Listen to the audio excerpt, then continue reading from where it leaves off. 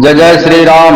हम है उत्तरकांड में गरुड़ जी को जब अभिमान हो गया कि श्री रामचंद्र जी को मैंने ही नागफास से निकाला है, तो महादेव की आज्ञा से गरुड़देव पहुंचे काकभूषुंडी जी के पास, भक्त काकभूषुंडी जी के पास। और नीलगिरी का जो पर्वत था वहां पर उनका निवास स्थान था, परंतु भक्त का ऐसे ही जहां पे रहते हैं वो, जैसे विभीषण जी का जब स्थान देखे हनुमान जी, तो क्या था वहां पर, तब वहां पर क्या लिखा था, वैष्णव का चिन्ह था, चक्र तुलसी इत्यादि वैष्णव चिन्ह थे वहां पे।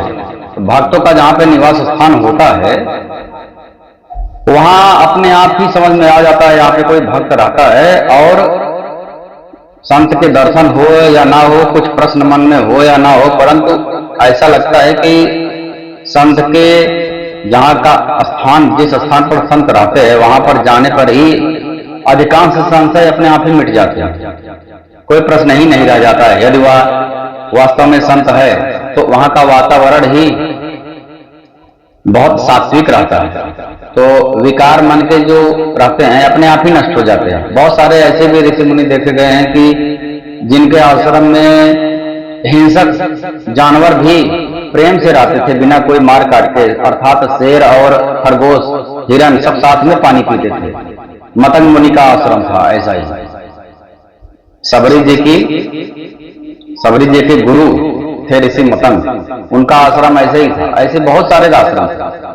दुर्गा सप्तती में भी दिया गया था, मेधा मुनि का आश्रम में भी हिंसक जीव और जानवर सब साथ में पानी पीते थे। तो भाव ये है कि गरुड़ देव का जो आश्रम था नील पर्वत पे, वह भी इतना सुंदर था कि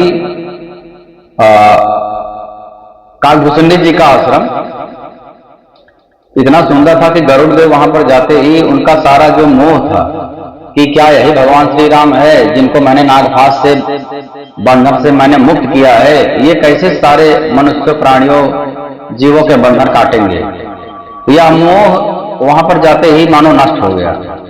अब गरुड़ देव जी काकभूषुंडी के पास जा रहे हैं, उसका पूरा वृतांत उत्तरकांड के मास पारायण 28वां विश्राम में दिया गया है। गयो गरुड़ जहाँ बसई भुसुंडा, मति अंकुठ हरि भगति अखंडा, देखि शैल प्रसन्न मन भयऊ, माया मोह सोच सब गयऊ। गरुड़ जी वहां पर गए जहां निर्बाध बुद्धि और पूर्ण भक्ति वाले काकभूषुंडी जी बसते थे। उस पर्वत को देख करके उनका मन बहुत ही प्रसन्न हो गया, जैसे सब मोह माया और सोच भंग हो गया। करितराग मज्जन जल पाना, बट तर गया हृदय हर्षाना। तालाब में स्नान किए और जल पान करके प्रसन्न चित्त से बट वृक्ष के नीचे गए। वहां श्री रामचंद्र जी के सुंदर चरित्र सुनने के लिए बहुत ही बूढ़े बूढ़े पक्षी आए हुए थे। काकभूषुंडी जी का यह श्री राम कथा जो चल रहा था, वहां पर बहुत सारे बूढ़े बूढ़े पक्षी आए हुए थे, अर्थात बहुत सारे ऋषि मुनि, बहुत सारे देव, महादेव जी स्वयं समय समय पर वहां पर पक्षी का रूप बना करके जाते रहते हैं, क्योंकि वहां पर निरंतर श्री राम कथा चलता रहता है। वृद्ध वृद्ध विहंग कहाँ आए, सुने राम के चरित सुनाए। कथा आरंभ करे सोई चाहा, ते ही समय गयो खगनाहा।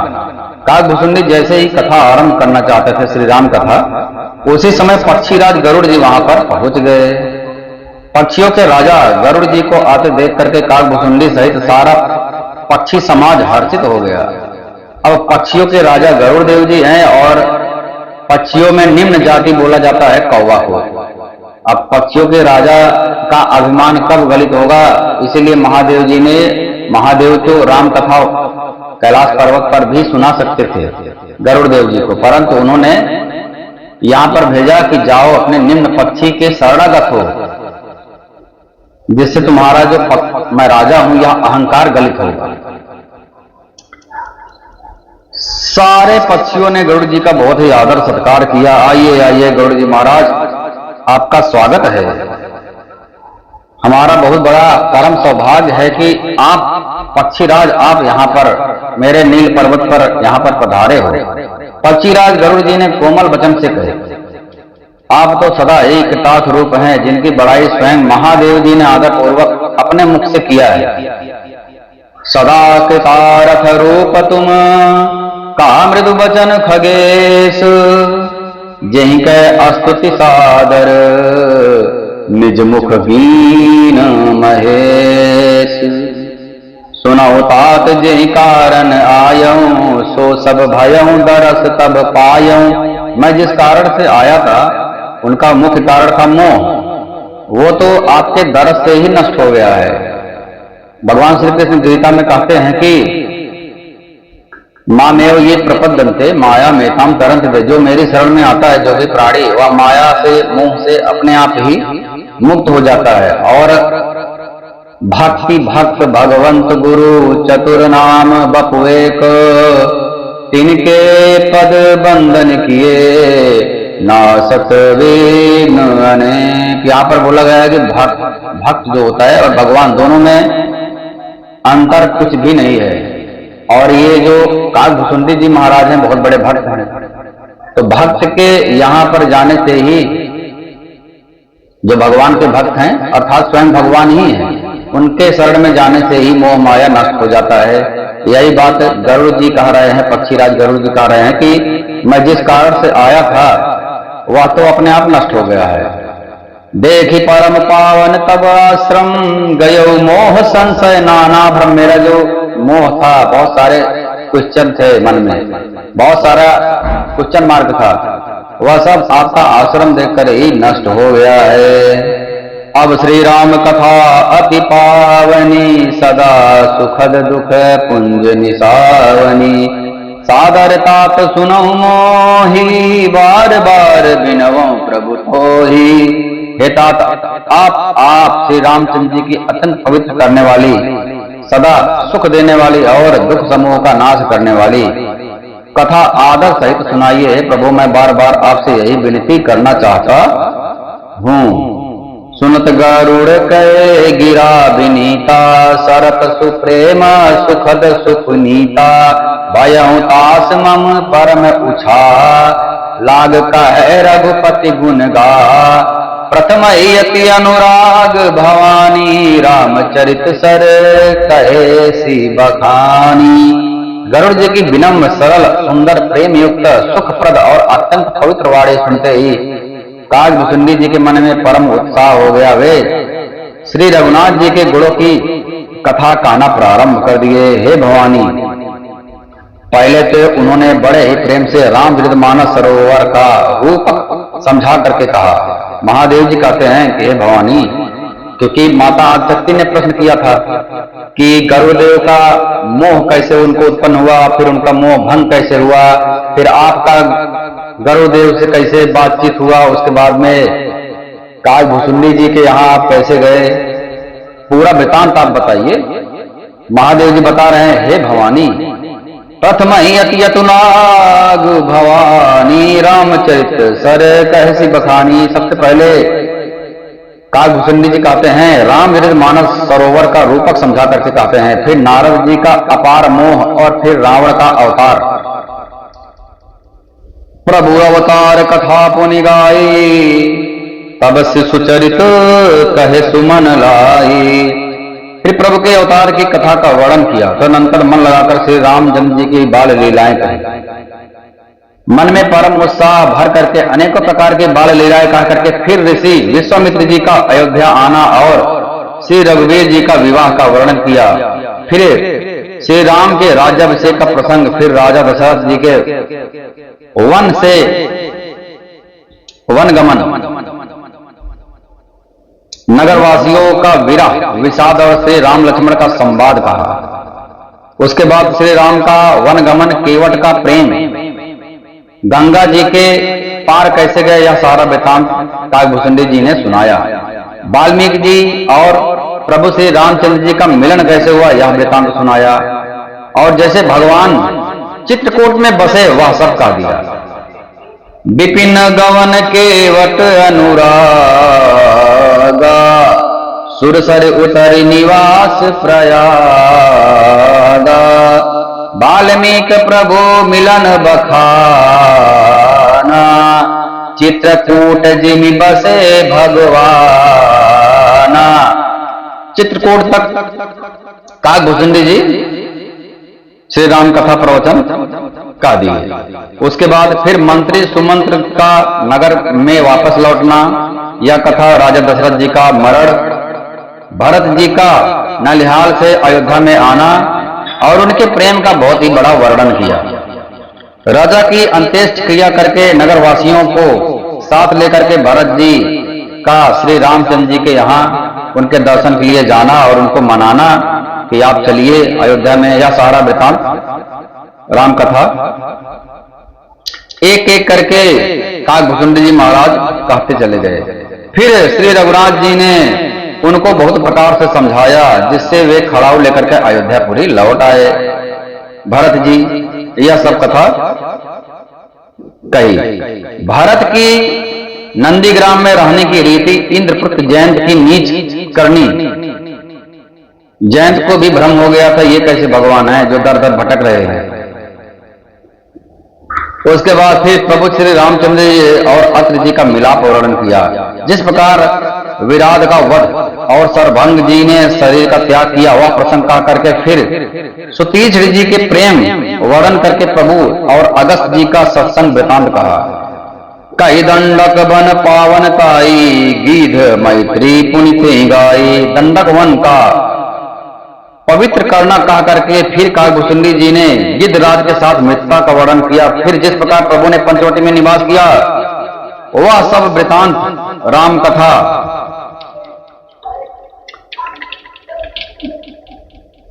काकभूषुंडी जी का सुनाए। फिर जैसे लक्ष्मण को अनुपम उपदेश दिया और शूर्पणखा को कुरूप किया, वह सब वर्णन किया। फिर खरदूसर का वध, पुनि लक्ष्मण उपदेश अनुपा, शूर्पणखा जिमि कीन कुरूपा। खरदूसर बध बहुरी बखाना, जिमि सब परम दसानन जाना। जिस प्रकार से रावण ने यह समाचार जाना, वह बखान करके कहा। उसके बाद 10 कंधर मारीच बत कही, जय विधि भई सो सब तिहि कही। जिस प्रकार से रावण और मारीच की बातचीत हुई, वह सब उन्होंने कहा। फिर माया सीता का हरण और श्री रघुवीर के विरह का वर्णन।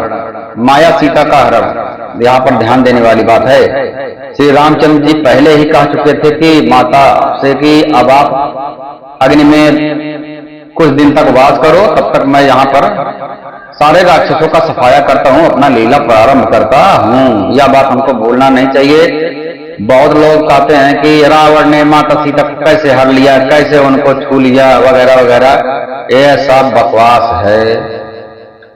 माता सीता को कोई छू ही नहीं सकता, जैसे छुएगा वैसे ही, छूने से पहले ही इतना तेज है कि वो कोई भी नष्ट हो सकता है।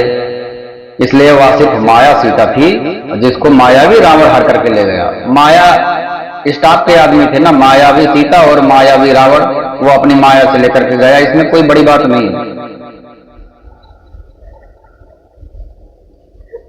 और प्रभु भी समझ गए थे, जब सोने का हिरण बन गए मारीच महाराज, प्रभु समझ गए हैं माया प्रारंभ हो गया, क्योंकि प्रभु ने पहले ही कह दिया था अब मैं अपनी लीला प्रारंभ कर रहा हूं माता सीता से। तो यह सब उनका ही लीला किया कराया था। यह एक कारण था जिसकी वजह से सारे राक्षसों का विनाश होना था। कोई प्रकार का संशय मन में नहीं करना चाहिए कि श्री राम क्यों रो रहे हैं, क्यों उनको नहीं पता हो गया कि हिरण ही है, क्यों वहां पर गए, माता सीता ने क्यों इतना जिद किया। सबके पीछे कारण था राक्षसों का विनाश। जिद नहीं करते तो लड़ाई कैसे होता। जिस प्रकार रावण मारीच की बातचीत हुई, वह सब उन्होंने फिर कहा सुनाया। फिर माया सीता का हरण, श्री रघुवीर जी के विरह का कुछ वर्णन। फिर प्रभु ने गिद्ध जटायु की जिस प्रकार की क्रिया हुई, कबंध का वध करके सबरी को परम गति दिया, और जिस प्रकार से विरह वर्णन करते हुए श्री रघुवीर जी पंपासर के तीर पर गए, वह सब वर्णन का सुनाए काकभूषुंडी जी महाराज। प्रभु नारद संवाद कहीं, मारुति मिलन प्रसंग। पुन सुग्रीव मिताई बाली प्राण कर भंग। प्रभु और नारद का संवाद, मारुति के मिलने का प्रसंग का करके फिर सुग्रीव से मित्रता और बाल के प्राणनाश का वर्णन किया। उसके बाद सुग्रीव का राज तिलक करके प्रभु ने प्रवर्षा पर्वत पर निवास किया। वह सब वर्षा और शरद का वर्णन श्री रामचंद्र जी का सुग्रीव पर रोष और सुग्रीव का भय आदि प्रसंग का दिए। जय विधि कपिपत कीस पठाए, सीता खोज सकल दिशिधाए। इस प्रकार बानरराज सुग्रीव ने बानरों को भेजा। वे सीता की खोज में जिस प्रकार सब दिशाओं में गए और जिस प्रकार उन्होंने बिल में प्रवेश किया, फिर जैसे बानरों को संपाति मिला, वह सब कथा का सुनाए। संपाति से सब कथा सुन करके पवन पुत्र हनुमान जी जिस प्रकार अपार समुद्र को लाग करके गए और हनुमान जी ने जैसे लंका में प्रवेश किया, फिर जैसे माता सीता को धीरज दिया, वह सब कथा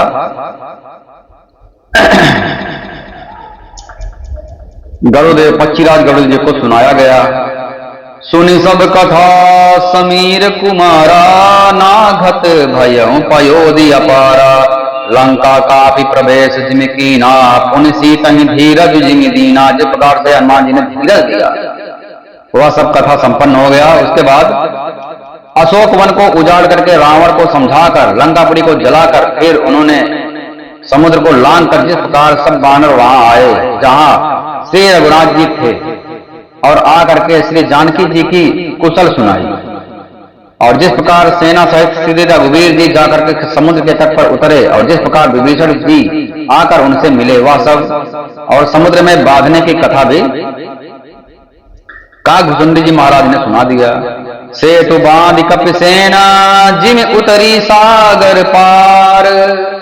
गया बसीठी बीरबर, जेहि विधि बाली कुमार। पुल बांध करके जिस प्रकार बानरों की सेना समुद्र के पार गई है और जिस प्रकार वीर श्रेष्ठ बालीपुत्र अंगद दूत बनकर गए हैं, वह सब कथा सुना दिया। फिर राक्षसों और बानरों के युद्ध का अनेकों प्रकार से वर्णन किया। फिर कुंभकर्ण और मेघनाद के बल, पुरुषार्थ और संसार में राक्षसों के विनाश का वर्णन किया।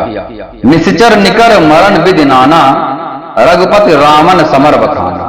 रावण बद मंदोदरी शोका, राज विभीषण देव अशोका।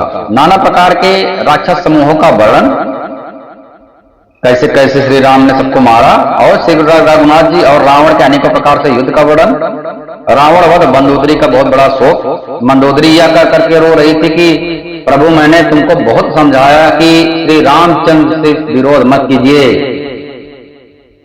आपका जो हाल हुआ है या सब रामचंद्र के विरोध में ही आपका ऐसा हाल हुआ है। मैंने कितना आपको समझाया, आप माने ही नहीं। इसी प्रकार से भगवान से कोई विरोध करेगा, बैर करेगा तो उसका ऐसे ही हाल होगा। 1 लाख पूत 1.25 लाख नाती, ते रावण घर दिया न बाती। कोई हाल पूछने वाला नहीं है, रावण मृत पड़ा हुआ है, कोई उठाने वाला 100 को उठाने वाला नहीं है। ऐसी दशा है। तो मंदोदरी रो रही है, परंतु समाज को मानो समझा भी रही है कि आप लोग भी बड़ों की बात मानना। पहली बात तो जो भी आकर के समझाए उस बात को गौर से मानना समझना रावण नहीं किया। और जब इतने सारे उदाहरण मिल गए कि खर दूसर महिषम बलवंता, तिन्हीं को मारा बिना भगवंता। बिना भगवान के ऐसे बड़े बड़े प्रकार के राक्षस को कोई नहीं मार सकता है। बहुत सारे उदाहरण मिलने के बाद में भी श्री भगवान हैं, उनसे यदि कोई बैर करेगा तो उनका यही हार होगा। यही मंदोदरी समझा रही है हम लोगों को, कलयुगी प्राणियों को, कि भगवान को मानना चाहिए। और वेद और शास्त्रों में जो धर्म दिया गया है, जो धर्म की परिभाषा है, जो अधर्म की परिभाषा है, उसी प्रकार से कार्य करना चाहिए। परंतु अभी कलयुग में तो ऐसा ही हो रहा है। पक्षियों जानवरों को लोग मार करके खा रहे हैं, बूढ़ों बुजुर्गों का कोई सम्मान नहीं कर रहा है, और सनातन धर्म तो मानो लोगों के ऊपर बोझ बनता जा रहा है। कोई अगर यात्रा निकल रही है तो कुछ लोग पत्थर बरसा रहे हैं, कुछ लोग मार रहे हैं, साधु संतों को कुछ लोग हत्या कर रहे हैं। तो मंदोदरी ही समझा रही है यार। मंदोदरी को यदि हम लोग समझे राक्षस जात की, तो वो राक्षसों को समझा रहे हैं, तुम लोग ये जो कर रहे हो, एक दिन ऐसा तुम्हारा हाल होगा कि तुम्हारे ऊपर कोई रोने वाला भी नहीं मिलेगा। और ऐसा होना भी है, क्योंकि धर्म की ही हमेशा विजय होती है। यतो धर्मा ततो जया, हमारे शास्त्र ऐसे कहते हैं। और सत्य की विजय हमेशा होती है, सत्यमेव जयते, इसमें कोई भी संशय नहीं है। कभी भी कोई भी ऐसा इतिहास नहीं है जहां पर असत्य की विजय हुई हो। यहां तक कि छोटी छोटी मूवी भी लोग बनाते हैं, परंतु अंत में सत्य की ही विजय होती है, उसमें भी दिखाया जाता है। काकभुसुंडी जी ने वह सब कथा कही है। हे भवानी, मैं तुमसे जो मैंने कहा, महादेव जी कह रहे हैं, सारी राम कथा सुन करके पक्षीराज गरुड़ जी मन में बहुत उत्साहित होकर के आनंदित वचन से कहने लगे, हे रघुनाथ जी, ये सब चरित्र मैंने सुन लिया, जिससे मेरा संदेह जाता रहा। हे काक शिरोमणि, अब कह रहे हैं काक शिरोमणि, आपके अनुग्रह से श्री रामचंद्र जी के चरणों में मेरा प्रेम हो गया है। मोहि भयो अति मोह प्रभु, बंधन रन महु निरखी, चिदानंद संदोह राम विकल कारण कवन। प्रभु में युद्ध में प्रभु का नागपाश में बंधन देख करके मुझे अत्यंत मोह हो गया था। अब वही जिस कारण से मोह हुआ था पक्षीराज गरुड़ को, वही ढूंढ रहे थे कि कब समय मिले, कब मैं आप पूछूं। इतना कथा तो मैं सुन रहा हूं, परंतु अभी तक वह बात ही नहीं आई है कि जब श्री रामचंद्र जी को नागपाश में मेघनाथ ने बांधा। सब हो गया, अब उनसे रहा नहीं गया कि एक यही संशय मेरा मिटा दीजिए। मुझे अत्यंत मोह हो गया था। श्री रामचंद्र जी तो सच्चिदानंद घन है, वे किस कारण व्याकुल हैं। देख चरित अति नार अनुसारी, भयं हृदय मम संशय भारी, सोई भ्रम अब हित करी मैं माना, कीन अनुग्रह कृपा निधाना। बिल्कुल ही लौकिक मनुष्यों का सा चरित्र देख करके मेरे हृदय में भारी संदेह हो गया। जैसे एक मनुष्य बन जाता है, वैसे ही श्री रामचंद्र जी ने लीला किया, और यह देख करके मैं संदेह में आ गया कि ये कैसे भगवान हो सकते हैं, इनका तो कुछ प्रभाव ही नहीं दिख रहा है। मैं अब उस संदेह को अपने लिए हित करके समझाता हूं। कृपा निधान ने मुझ पर यह बड़ा अनुग्रह किया है। जो धूप से अत्यंत व्याकुल होता है, वही वृत्त की छाया का सुख जानता है। हे तात, यदि मुझे अत्यंत मोह ना होता तो मैं आपसे किस प्रकार मिलता। अब उनका मोह, ये जो राम कथा पूरा संपन्न हो गया, रावण वध तक उनका मोह नष्ट हो गया। पक्षीराज गरुड़ जी का बोल रहे हैं कि शायद श्री रामचंद्र जी की यही लीला थी, क्योंकि गरुड़ देव जी भी भगवान के भक्त हैं। भगवान अहंकार, किसी अपने भक्तों के हृदय में अहंकार रहने नहीं देते हैं।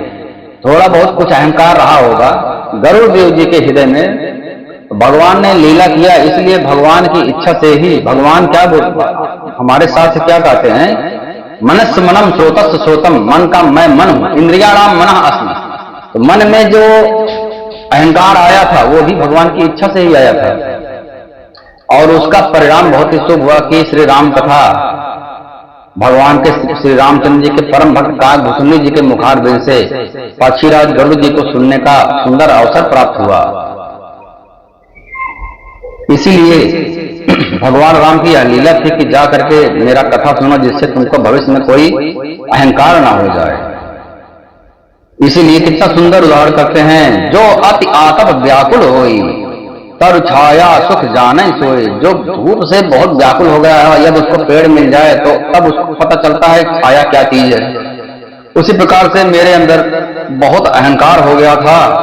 मैं बहुत पावरफुल हूं, ताकतवर हूं, मैंने नागपाश से भगवान को मुक्त किया है। ये कौन से भगवान हैं जो जिनकी मैं रक्षा किया। अब जाकर के समझ में आया, यही भगवान चाहते थे कि जाकर के मेरी कथा का आनंद प्राप्त करो और तुम्हारा जो अहंकार है उसका नाश हो। और कैसे अत्यंत विचित्र या सुंदर हरिकथा सुनता, जो आपने बहुत प्रकार से गाई है। वेद शास्त्र और पुराणों का यही मत है।